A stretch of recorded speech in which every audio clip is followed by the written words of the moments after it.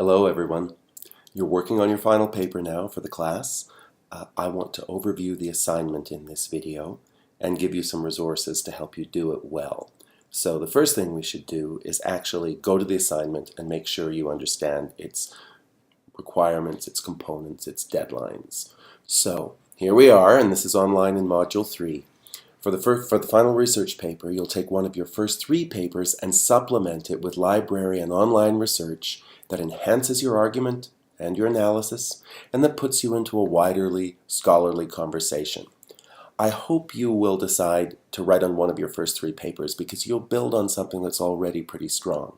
If you wish to write on an entirely new topic, I'm open to that. I think I'd recommend against it, but if you want to do that, please consult with me to get my approval for a new topic. As part of this assignment, as you did with paper number 2, you'll share your draft with one colleague who will make suggestions in a peer review that you should incorporate in your revision, and you'll be doing the same for someone else. So here are our dates and deadlines. The draft of the paper is due on Monday, July 25th by 11:59 p.m. The draft must be at least 5 pages long, and if it's not, unfortunately, I'm going to deduct 10% off the grade of your final paper. It's important for that draft to be 5 pages so that when you revise it from draft to final paper, it's a genuine revision. If you just give me a 1-page draft and then turn in your 7-page final paper, that's not a revision. You're essentially turning me in a new draft. Does that make sense? So I need to see a substantial 5-page draft by Monday. And also, obviously you're building on something that you've already written, so it's not going to be, I'm not expecting that you completely rewrite your earlier paper, but I want you to take advantage of the opportunity to go back to that earlier paper and rethink it a little bit now with the benefit of my comments and possibly peers' comments and your own more advanced thinking. So I hope that you're not just going to give me the exact draft of your earlier paper with a paragraph or 2 added on. Usually when you add new work to a pre-existing paper, it changes the organic balance of the earlier work, so you have to make other changes as well. Tuesday, July 26th, I will send each of you a paper from one of your peers so you can do the peer review assignment. Those peer reviews are due to me on our course site and due to your peer via email on Thursday, July 28th at 11:59 p.m. And I'm also going to get you your comments back as quickly as possible. The revised paper is due Friday, August 5th by 11:59 p.m. I've extended that deadline from the original deadline I set was Wednesday, August 3rd, but I've extended it to Friday. All right, what do you have to do for this paper? It's got to be 6 to 7 pages long, and that draft must be at least 5 pages long. You've got to include reference to 3 scholarly sources, which are others' published interpretations that are relevant to your paper. We'll talk a lot more about those in a moment. Using those scholarly sources, you must also explain how those scholarly sources are relevant to your paper. You must show how they help you build your argument. The paper must use the correct MLA format for in-text citations and works cited. The paper must expand and deepen your own argument from the earlier submission. And if you choose to write on a new topic, that final paper must deepen and expand your argument from the draft you submit on July 25th. Okay, how do you do research? Let's go to the University of Wyoming's homepage and let's dig into the libraries page and look at what kind of research resources they have. Okay, this is the English department's homepage. So where do I tend to go? A to Z index, hit L for libraries,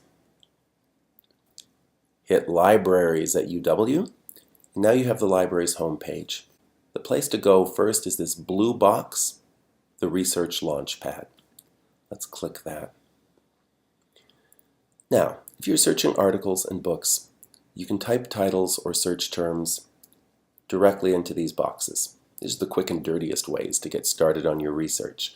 I'm going to dig us into the databases, and I want to introduce you particularly to the Mla database. So we click on databases and then we go to M.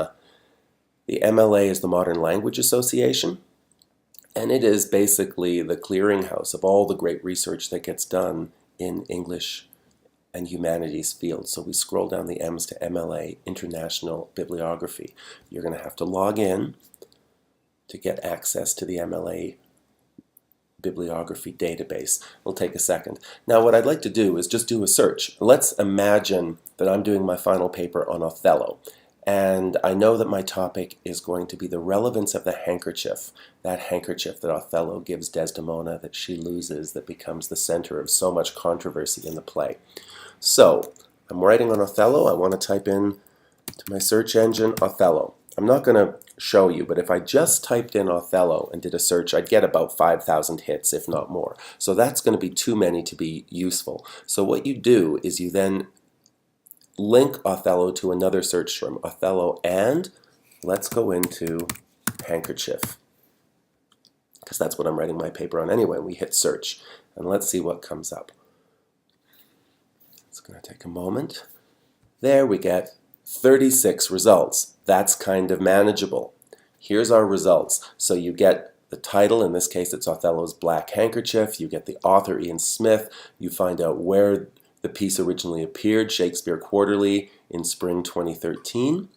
And as you look down at the bottom of this entry, you'll see that we actually have the option of going straight to the full text PDF of the article. You can also go to full text. I personally like PDFs, so I'm going to click on PDF. And it's going to take a moment, but there it is. Othello's Black Handkerchief by Ian Smith, exactly as it appears in Shakespeare Quarterly. Okay, so that's wonderful. Let's go back to the search results and see what else we can get. Because you'll notice that you don't have the full text option for every single one of these entries. So if we go to a very important early article on the handkerchief, Othello's Handkerchief, The Recognizance and Pledge of Love by Linda Boos, you'll see that we don't have an option to go right to the PDF. So let's go to Find It at UW and see if it's here. Click on that little button, Find It at UW. Wow, it actually seems like we do have the option of reading the article. Let's click Read Article and see what we get. We get a little search button. Okay, and there it is. There's an abstract of the article. Why don't we click right on Article? And now we have the chance here as well to get a PDF of the article. So let's click on PDF. It's loading, loading, loading. There it is. Linda Boos, Othello's Handkerchief, The Recognizance and Pledge of Love. And there it is, the article. Great. Let's keep looking at our search results. Let's go down to Othello's Lost Handkerchief, where psychoanalysis finds itself, and we'll click on Find It at UW. Okay, this time no full text was found for this book, so we cannot read it right off of our computer. What we can do, though, is use UW's excellent Request It service. We click on that button. It's an interlibrary loan system. We've got to log in here. I'm not going to do it on the screen right now, but you log in, you answer a few questions about what book you want or what article you want, and you hit submit. And usually if it's an article, gosh, as early as one day later, and sometimes even the same day, that article will show up in your email box. Sometimes if it's a book, it takes 2 or 3 days. Remember, you have until Friday, August 5th before your paper is due. So you do have some time, even if you're starting just right now, to get books from this Request It service and interlibrary loan. All right. Great. I think that's all I wanted to show you on researching on the library. So let's go back to our paper requirements and our assignment. There's the peer review. We've already talked about it. July 26th, you'll get the paper, and your peer reviews are due on July 28th. Okay. Now, I'm asking you for some certain style requirements. I want you to use the MLA format here. Using the MLA shows that you're a professional, that you're a serious student, that you know the proper conventions in the field for using and citing information.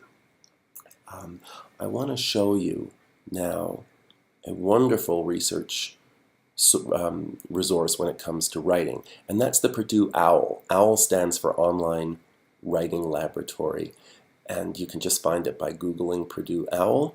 Click on Purdue OWL and let me show you around a little bit. I've even directed some of you already to the Purdue OWL site because it's got some really great directions under this tab General Writing for certain kinds of grammatical issues that sometimes people struggle with a little bit. Today let's go to research and citation, see what the Purdue OWL can tell us about research and citation. If you go to conducting research, we've already started in the Mla Database, which is actually the gold standard for English studies, but there's all kinds of research that you can do, and of course evaluating sources of information is very important. So if you were to click on evaluating sources of information, the Purdue OWL would help you do that. I want to go over in this menu on the left hand side to searching the World Wide Web.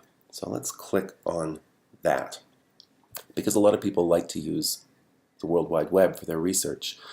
So you get a lovely overview of the World Wide Web here, and then there's internally to this site there's a PowerPoint presentation on how to use the World Wide Web. You have to go internally to the PowerPoint presentation to use its scroll bar, but that's kind of cool.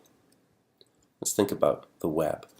Right up here, the first two paragraphs I want to read because I think they're good. Searching the World Wide Web can be both beneficial and frustrating.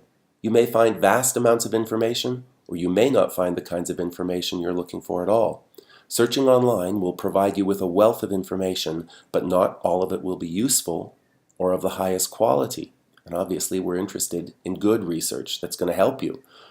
The World Wide Web is a superb resource, but it doesn't contain all the information that you can find at a library or through library online resources. Don't expect to limit your search to what is on the internet, and don't expect search engines to find everything that's on the web.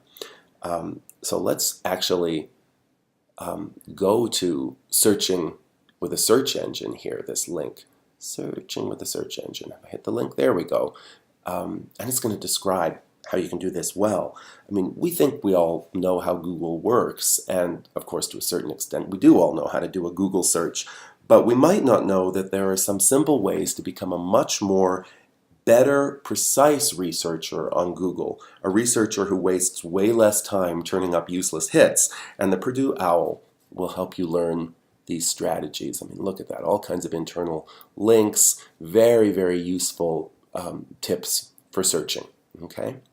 So I think that's all to the good. Let's go back to our document. I always like to have a section saying, why are we doing this? Why are we doing a final research paper? Here I give you the COM2 goals that our research papers will address. These are goals: finding, analyzing, evaluating, effectively documenting information, for example, that will stand you in good stead as you move forward in your academic career and in your life, because we all have to manage huge oceans of information in this 21st century world, and we want to do it in the most informed, intelligent, effective, and persuasive way possible. So I hope you'll enjoy your research and turn up some good hits that you think are really useful to incorporate into your paper. Just know this is the kind, you're building the kinds of skills that are going to help you navigate the world as a whole, even when you're outside of English 2020, and even when at the moment these skills are particularly directed at finding great sources for a literary paper. All right, I guess that's everything that I wanted to say for now, so I think we can stop. Good luck on your final papers. I'll be looking forward to working with you on them, and I can't wait to see what you produce.